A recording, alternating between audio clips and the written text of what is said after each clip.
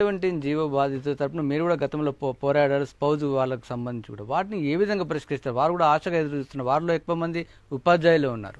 317 GO వల్ల జరిగిన నష్టం ఏందన్న అంటే నాట్ ఓన్లీ ఎడ్యుకేషన్ డిపార్ట్మెంట్, మొత్తం 18 డిపార్ట్మెంట్లలో ఆల్మోస్ట్ ఒక 10,000 మంది ఇవాళ బాధితులు ఉన్నారు. దాని బాధితులు ఎవరు అవుతారంటే స్థానికత కోల్పోయిన వాళ్ళు. ఫర్ ఎగ్జాంపుల్, నేను మహబూబ్ నగర్లో పుట్టి పెరిగి చదివి ఉద్యోగం చేస్తున్న వాడిని, నా క్యాడర్ సీనియారిటీని చూసి, ఎక్కడైనా ఒక ఉద్యోగికి సర్వీస్ సీనియారిటీ చూడాలి. సర్వీస్ సీనియారిటీ వల్లనే పదోన్నతులు వస్తాయి. సర్వీస్ సీనియారిటీ చూడాలి, కానీ క్యాడర్ సీనియారిటీ చూడడం వల్ల ఆ రోజు ఏమైందంటే స్థానికత కోల్పోయినాం. ఆ స్థానికత కోల్పోయిన వాళ్ళంతా కూడా ఈరోజు ఈ కాంగ్రెస్ ప్రభుత్వం రానక ముందు చాలాసార్లు ధర్నాలు చేసిండ్రు. స్వతహాగా నేను ఒక 18 సార్లు పోలీస్ స్టేషన్లో అరెస్ట్ కాబట్టినటువంటి వ్యక్తిని.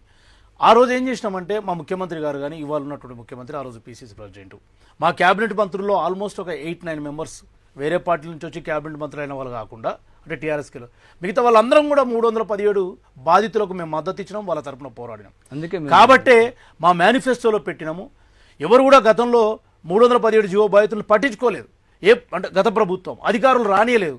ఇవాళ సెక్రటరియట్లో పోతే పొద్దున్న లేచి 100 మంది మా అప్పీళ్లు తీసుకోమని వస్తున్నారు. అవును, ఇప్పుడు రంగారెడ్డి జిల్లా ఉంది, లేదా మహబూబ్నగర్ జిల్లా ఉంది, ఇక్కడ పోస్టులు లేకుంటాయి. చాలామంది ఇక్కడ స్థానికత కోల్పోయి ఎక్కడో పోయి ఉంటారు. వాళ్ళని తీసుకొస్తే ఎట్లా అనే దాని మీద ఒక చర్చ జరుగుతూ ఉంది. రేషనలైజేషన్ అయినప్పుడు ఒక స్కూల్లో నుంచి పోస్టు తీసి ఇంకో స్కూల్కు పంపాలి. పిల్లలు తక్కువండి టీచర్లు ఎక్కువ దగ్గర నుంచి తీసి పిల్లలు ఎక్కువ దగ్గరకు పంపాలి. కానీ ఎక్కడ ఎక్కువ కనవాళ్లే మాకు ఆ రోజు. సో ఆ పోస్టులన్నీ డిఓల లూప్లో ఉన్నవి. Sanctioned finance, GAD, law department approval పోస్టులు ఉన్నాయి. వాటిని తీయండి.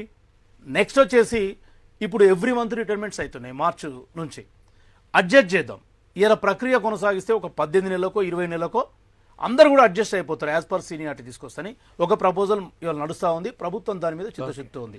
ఇంకొకటి స్పౌజ్ అడిగినారు మీరు, భార్య ఒక చోట భర్త ఒక చోట ఉండకూడదనే మేము 182 జీవో 2012లో కిరణ్ కుమార్ రెడ్డి గారు ఉన్నప్పుడు తీసినటువంటి ప్రభుత్వంగా ఈ 10 ఏళ్లలో గత ప్రభుత్వం ఏది అమలు చేయలే. కానీ 13 జిల్లాల్లో మిగిలిపోయినటువంటి స్పౌజులను మానవీయ కోణంలో భార్యలను భర్తలను ఒకే దగ్గరకు చేర్చాలనే ఉద్దేశంతో ముఖ్యమంత్రి గారు మొన్న ఇచ్చిన 317 పోర్టల్లో వాళ్ళకు కూడా మరొక అవకాశం ఇచ్చింది. వాళ్ళను కూడా ఈ నెలాఖరు వరకు నేను చాలా కాన్ఫిడెన్స్గా చెప్తా ఉన్నాను నాగేష్ గారు, మీ ఈటీవీ సాక్షిగా, డెఫినెట్లీ 15 ఆగస్టు వచ్చే 15th ఆగస్టు వరకు 317 వల్ల స్థానికత కోల్పోయిన వాళ్లకు స్థానికత కల్పించడంతో పాటు 13 జిల్లాల్లో స్పౌజులంతా వేర్వేరుగా ఉండి బాధపడుతున్న వాళ్ళు వాళ్ళ కొత్త స్కూళ్లలో జెండా ఎగిరేయబోతా ఉన్నారు. ఇది మా ప్రభుత్వం ఇవాళ చిత్తశుద్ధితో ఎక్సైజ్ చేస్తూ ఉంది. మీ ద్వారా నేను అందరికీ చెప్తా ఉన్నాను, ఇది 15th ఆగస్ట్ అనేది డిలే కాదు, డెడ్ లైన్. అది రేపు కావచ్చు, ఎల్లుండి కావచ్చు, కానీ ఒక డెడ్ లైన్ మాత్రం 15th ఆగస్ట్ ఉంటుంది.